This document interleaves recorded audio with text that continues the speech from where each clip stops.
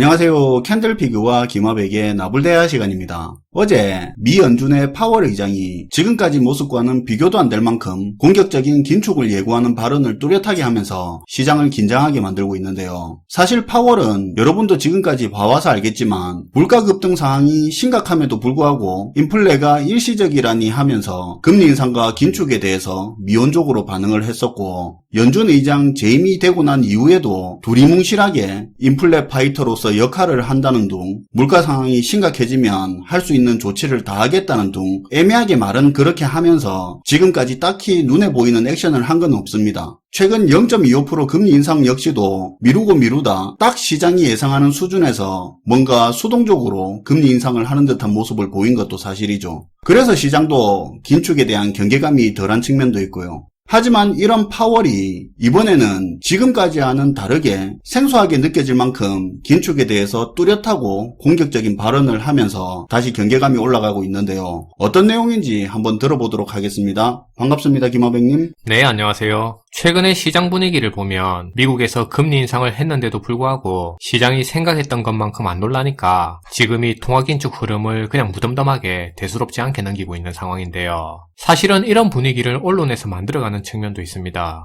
금리 인상을 자꾸 일회성 이슈처럼 몰고 가고 금리 인상 발표를 했으니까 불확실성이 제거됐느니 하면서 여론을 만들어가고 있죠. 네. 기존에 저희 영상을 계속 보신 분들은 아시겠지만 우리가 금리 인상을 볼 때 금리 인상은 한두 번으로 끝나는 그런 스팟성 단발 이슈가 아니기 때문에 장기적으로 추적하면서 접근해야 될 문제라고 얘기했습니다. 금리 인상 시점이 아닌 금리 인상 기간이라는 개념이기 때문에 당장 금리 인상을 단행한 시점마다의 시장 반응 같은 게 아니라 금리 인상의 속도와 강도 같은 그 흐름을 더 중요하게 지속적으로 챙겨봐야 한다고 했죠. 네, 맞아요. 그런 측면에서 이번 금리 인상 흐름을 기억을 한번 되새겨서 추적해보면 좋을 것 같은데요. 미 연준이 지난 3월 16일에 금리 인상을 했는데 그때 금리 인상을 1, 2주 앞두고 시장에서 무슨 얘기가 있었냐면 아마 기억하실 거예요. 당시 첫 금리 인상이 기정사실처럼 된 미 연준의 3월 FOMC 회의를 앞두고 러시아 우크라이나 전쟁의 장기화 가능성이 커지면서 시장에서 경기 침체 우려가 커지게 됐고요.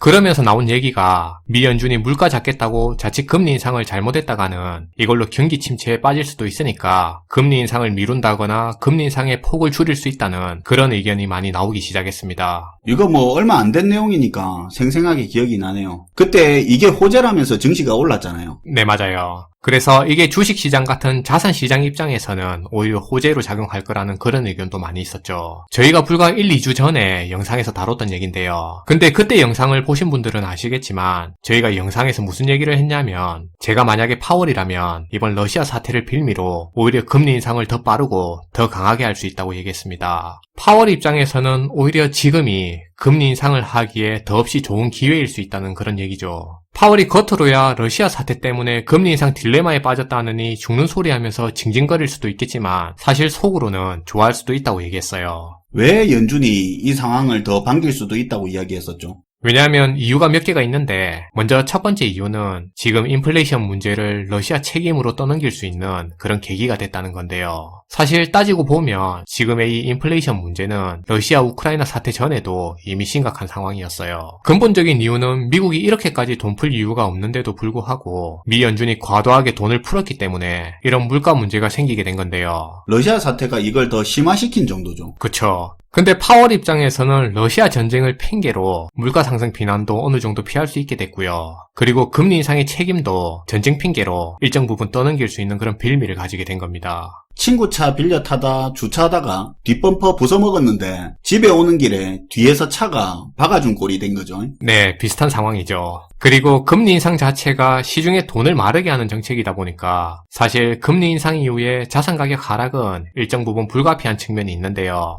그러다 보니 직접적으로 금리 인상을 결정해야 되는 정책 당국의 입장에서는 금리 인상 이후에 벌어질 이런 시장 충격이 굉장히 큰 부담으로 다가올 수 있습니다. 근데 이번에 우크라이나 사태가 터지면서 주식시장이 급락하는 과정을 미리 겪게 됐고요. 이렇게 자산 가격이 일정 부분 떨어진 상황에서 금리 인상을 할 수 있게 되다 보니까 그만큼 시장 충격을 덜 받을 수 있는 그런 상황이 만들어지게 된 겁니다. 그러니까 시장이 금리 인상 전에 일종의 예방주사 같은 걸 미리 맞은 개념이죠. 그래서 이런 이유로 지난 영상에서 저희가 했던 얘기가 시장에서 나오는 말처럼 우크라이나 사태로 금리 인상이 늦춰지기보다는 오히려 금리 인상 속도가 더 빨라질 수 있는 명분이 생겼다고 했고요. 그리고 만약에 제가 파월이라면 금리 인상을 더 빡세게 할 것 같다고 얘기했습니다. 지금까지가 미 연준의 금리 인상 전까지 시장 분위기였어요. 그런데 시중에 떠도는 이야기들은 금리 인상이 미뤄지거나 인상폭이 적을 수도 있다 이런 분위기였죠. 네. 그리고 지난 3월 16일에 FOMC 회의가 있었는데요. 이때 당시에 시장 분위기를 보면 연준이 기준금리는 0.25%만 올릴 걸로 봤고요. 금리는 올해 6번에서 7번 정도 올릴 걸로 예상했습니다. 그리고 양적 긴축은 올해 하반기 정도에 할 거라고 생각했죠. 실제로 회의 결과에서도 금리는 시장 예상처럼 0.25%만 올렸고요. 양적 긴축도 없었고 금리는 올해 7번 정도 올릴 걸로 그런 회의 결과가 나왔죠. 시장에서는 예상 수준의 이런 금리 인상 발표를 호재로 보고 특히 주식시장 같은 경우에는 다음날 주가가 확 뛰어오르는 그런 흐름이 나오게 됐습니다. 근데 그때 저희 영상에서 이런 주식 흐름이 중요한 게 아니라고 했었죠. 그쵸. 이때 당시에 저희가 무슨 얘기를 했냐면 사실 지금 이 첫 번째 금리 인상 같은 경우에는 금리 인상의 포문을 여는 일종의 오프닝 같은 개념이기 때문에 이걸 가지고 벌써부터 시장에 영향이 있다 없다 그런 판단을 하는 것 자체가 의미가 없다고 했고요. 실제로는 이번에 금리 인상을 발표한 게 포인트가 아니고 앞으로 금리 인상을 포함해서 미 연준이 통화정책 흐름을 어떤 식으로 끌고 갈 건지를 파악하는 게 진짜 중요한 포인트가 될 수 있다고 얘기했습니다. 그래서 실제로 회의 결과보다는 회의 이후에 진행될 파월의 기자회견에 더 집중할 필요가 있었던 거고요. 아무래도 파월 의장이 기자회견을 통해서 어떤 얘기를 하게 될 건데 우리 입장에서는 그 말에서 나오는 포워드 가이던스를 캐치해서 잡아내는 게 진짜 중요한 거라고 했습니다. 그때는 좀 두리뭉실하게 이야기하는 내용이기 때문에 전달하려는 의도를 잘 파악하는 게 중요하다고 했었죠. 파월의 기자회견에서 그때 캐치한 포인트는 어떤 거였습니까? 사실 파월의 화법 자체가 질문을 받고 대답할 때를 보면 구체적으로 명확하게 얘기하는 스타일이 아니다 보니까 사람들이 해석하기에 따라선 다르게 해석할 수도 있겠지만 일단 저 같은 경우는 지난 파월의 기자회견을 이런 식으로 해석해서 방송에서 얘기했습니다. 먼저 첫 번째 포인트는 파월이 기자회견을 통해서 통화정책의 유연성이라는 부분을 계속 반복해서 강조했다는 점을 얘기했는데요. 이게 무슨 말이냐 하면 상황에 따라서 금리 인상 속도나 그 폭이 말 그대로 유연성을 가지고 그때그때 다르게 진행될 수 있다는 거죠.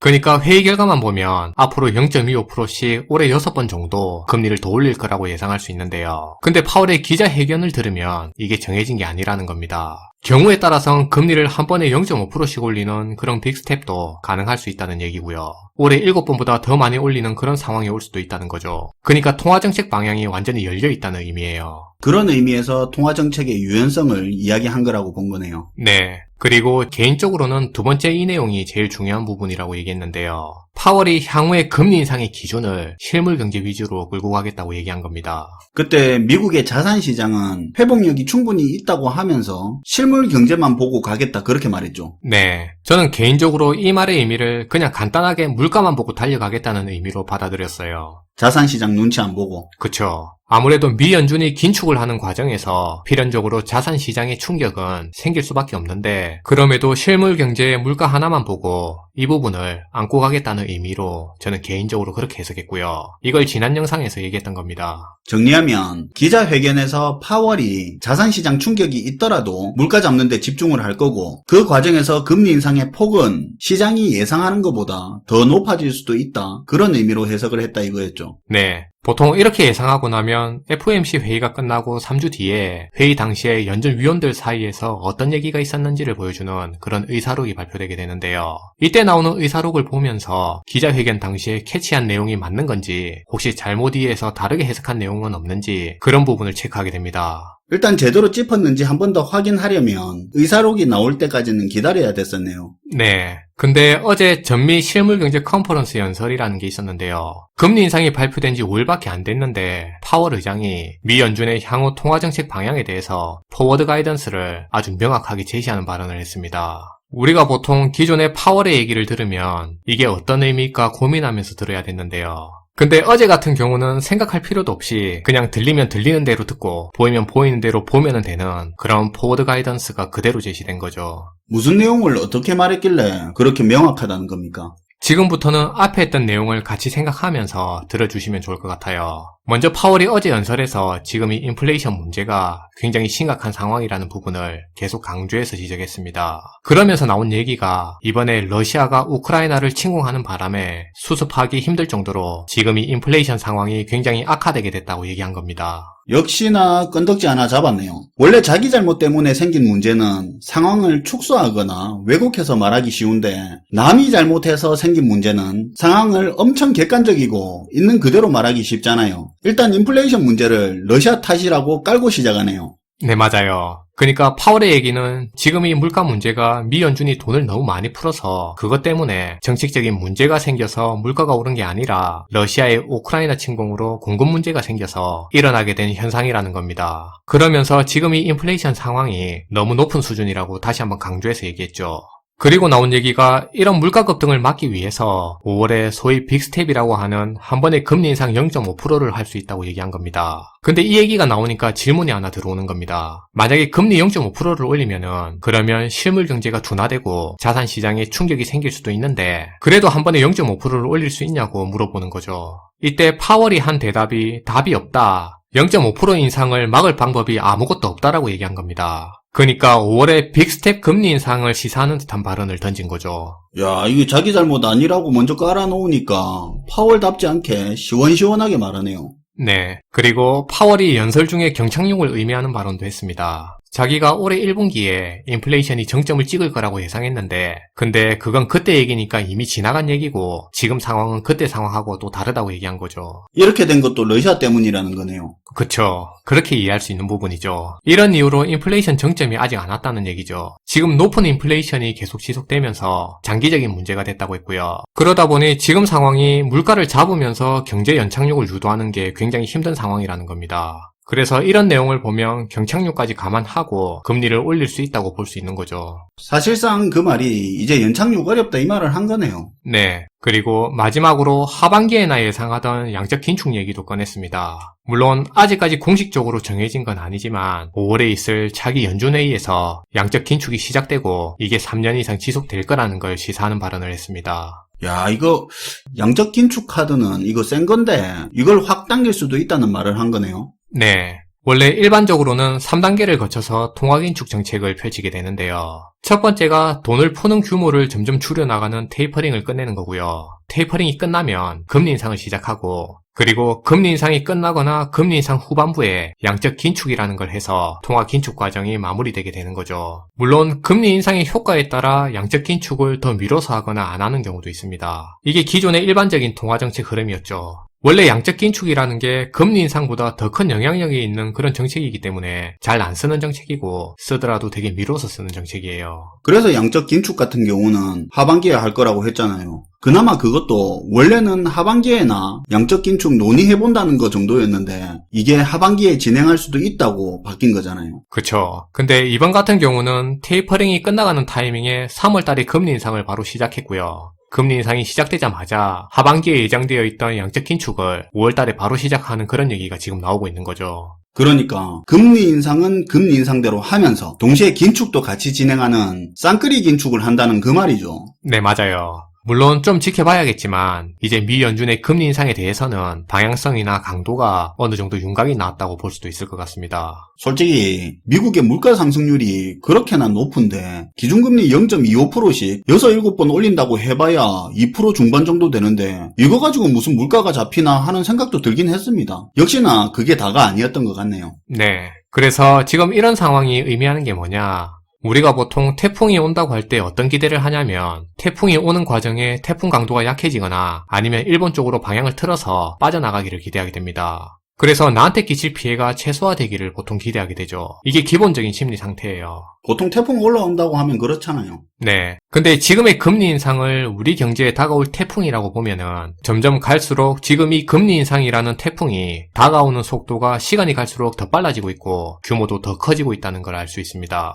그럼 이런 태풍을 우리가 기대하는 것처럼 대비를 안 하고 그렇게 피할 수가 있냐? 사실은 피할 수가 없는 게 현실이고 이제는 태풍이 다가오는 걸 기정사실화해서 대비를 해야 될 때라는 얘기입니다. 근데 이걸 가지고 아직도 태풍 방향이 틀어질 수 있다. 아니면 이런저런 이유로 속도가 생각보다 늦춰질 수 있고 강도가 약해질 수 있다고 하면서 어떤 의도인지는 모르겠지만 자꾸 이런 기대 심리를 심어주는 정보들이 나오고 있는데요. 사실은 지금 상황을 두고 이런저런 정보들이 많은데 근데 이런 정보 자체가 시간이 지나면서 보면 스팟성 기사로 본질을 흐리는 노이즈인 경우가 되게 많습니다. 그래서 이런 부분은 참고하시면 좋을 것 같고요. 특히 금리와 관련된 이슈는 앞에서도 얘기한 것처럼 긴 호흡으로 흐름 차원에서 챙겨보시는 게 더 도움이 될 것 같다는 생각입니다. 금리 이슈는 투자도 투자지만 우리 부채 수준이나 이런 부분에서도 영향이 있으니까 꾸준히 챙겨보면 좋을 것 같습니다. 오늘도 잘 들었습니다, 김하백님.